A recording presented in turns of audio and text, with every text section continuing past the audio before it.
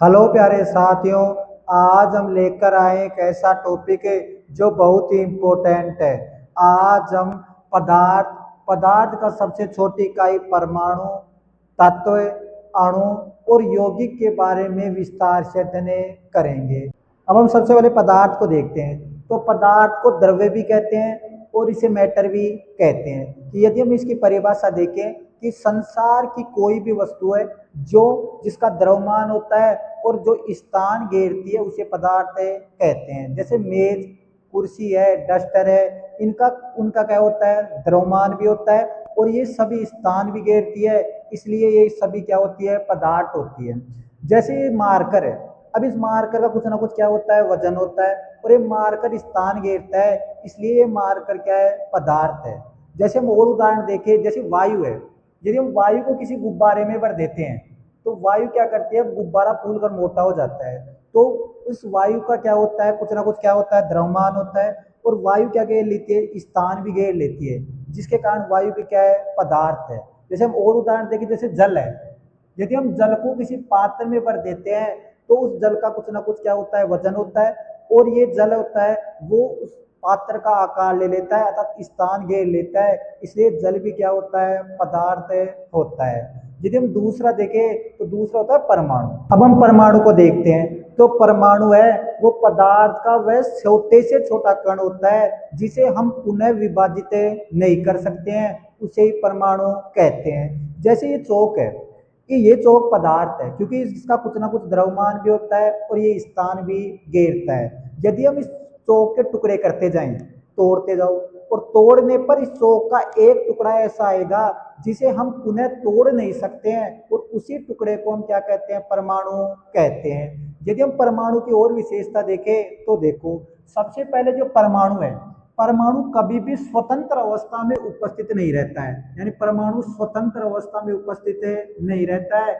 ये स्वतंत्र रहते ही तुरंत दूसरे के साथ क्या कर लेता है, अभिक्रिया कर लेता है। आगे देखो, जो परमाणु है वो रासायनिक अभिक्रियाओं में क्या लेता है, भाग लेता है। परमाणु रासायनिक जो अभिक्रिया है उनमें भाग लेता है। जो अणु और यौगिक क्या नहीं करते, रासायनिक अभिक्रियाओं में भाग नहीं लेते। अणु और यौगिक पहले परमाणु में टूटते हैं और फिर ही क्या लेते हैं, रासायनिक अभिक्रियाओं में क्या लेते हैं, भाग लेते हैं। जैसे हम देखें, जैसे हमने बताया कि परमाणु क्या है, अविभाज्य कण है अर्थात इसके टुकड़े नहीं कर सकते। परंतु आधुनिक जो परिकल्पना है उसमें परमाणुओं को तीन भागों में टुकड़े हो सकते हैं, यानी परमाणु में तीन कण उपस्थित होते हैं। ये कण उपस्थित होते हैं, तो प्रोटॉन, एक होता है इलेक्ट्रॉन और एक होता है न्यूट्रॉन। अब देखो, अब यदि हम देखें कि सभी परमाणु का आकार एक समान नहीं होता है। जैसे हमारे जो संसार में 118 परमाणु है जो आवर्त सारणी में उपस्थित है। अब ये 118 जो परमाणु का आकार समान नहीं होता है, ये सभी जो परमाणु या तो समान रूप से या अलग अलग परमाणु आपस में जुड़कर अनेक अणुओं का और यौगिकों का निर्माण करते हैं। अब हम तत्वों को देखते हैं। जो तत्व है वो पदार्थ का शुद्धतम रूप होता है, शुद्धतम रूप होता है। अर्थात जब कोई पदार्थ है वो एक ही प्रकार के परमाणुओं से मिलकर बना होता है तो उसे क्या कहते हैं, तत्व कहते हैं। जैसे सुनो, जैसे ये कोई भी पदार्थ है, अब इसमें एक ही प्रकार के क्या उपस्थित हो, जब एक ही प्रकार क्या उपस्थित हो, परमाणु उपस्थित। जैसे हाइड्रोजन के परमाणु है, हाइड्रोजन क्या है, परमाणु है, ये किसी भी संख्या में उपस्थित हो सकते हैं, तो इसे क्या कहेंगे बताओ, हाइड्रोजन का तत्व कहेंगे। जैसे दूसरा पदार्थ है और दूसरे पदार्थ में किसके किसके परमाणु उपस्थित है, ऑक्सीजन के। तो जब कोई पदार्थ है एक ही प्रकार के परमाणुओं से मिलकर बना होता है तो उसे क्या कहते हैं, तत्व कहते हैं। तो ये पदार्थ हाइड्रोजन से मिलकर बना हुआ है और ये पदार्थ ऑक्सीजन से मिलकर बना होता है, तो इन दोनों को क्या कहते हैं, ये हो गया हाइड्रोजन का तत्व और ये हो गया ऑक्सीजन का तत्व।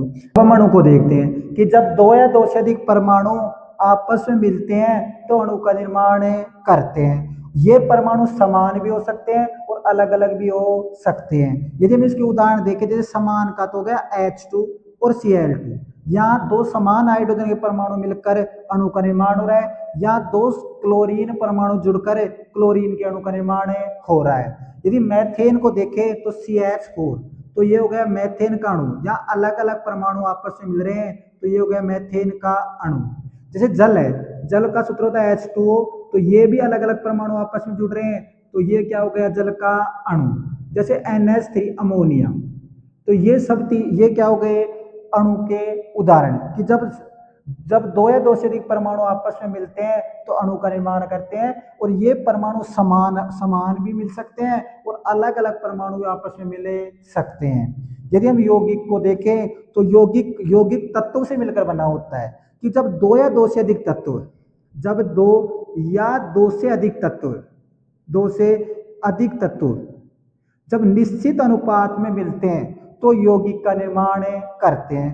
और ये दोनों जो तत्व होते हैं वो समान नहीं होने चाहिए, अर्थात अलग अलग होने चाहिए। तो परिभाषा हो गई कि जब दो या दो से अधिक अलग अलग तत्व एक निश्चित अनुपात में मिलते हैं तो यौगिक का निर्माण करते हैं। जैसे देखो, जैसे H और H, यहाँ दोनों क्या हो गए, समान हो गए, अर्थात समान तत्व हो गए, अर्थात हाइड्रोजन के समान तत्व हो गए, इसलिए ये यौगिक का निर्माण नहीं करते हैं। जैसे मैथेन CH4, तो कितने जोड़ो, 4H। अब यहाँ का एक तो हो गया कार्बन का तत्व, एक हो गया हाइड्रोजन का तत्व, ये अलग अलग दोनों तत्व उपस्थित है, इसलिए जो मैथेन है वो क्या है, यौगिक है। ऐसे ही जल, जल का सूत्र होता है H2O और इसकी संरचना देखें तो ये होती है। अब यदि जल है तो एक तो हो गया ऑक्सीजन का तत्व, एक हो गया हाइड्रोजन का तत्व, ये अलग अलग तत्व है, इसलिए यौगिक का निर्माण करते हैं। यदि हम अणु और यौगिक में देखें तो सबसे पहले जो अणु है वो तो परमाणु से मिलकर बना होता है और यौगिक है वो तत्व से मिलकर बना होता है।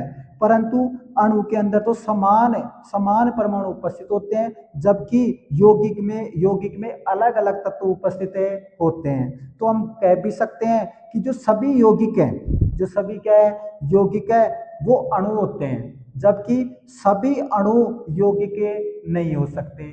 आशा करता हूं कि आपको पदार्थ, परमाणु, तत्व, अणु और यौगिक की परिभाषा आसानी से समझ में आ गई होगी। धन्यवाद।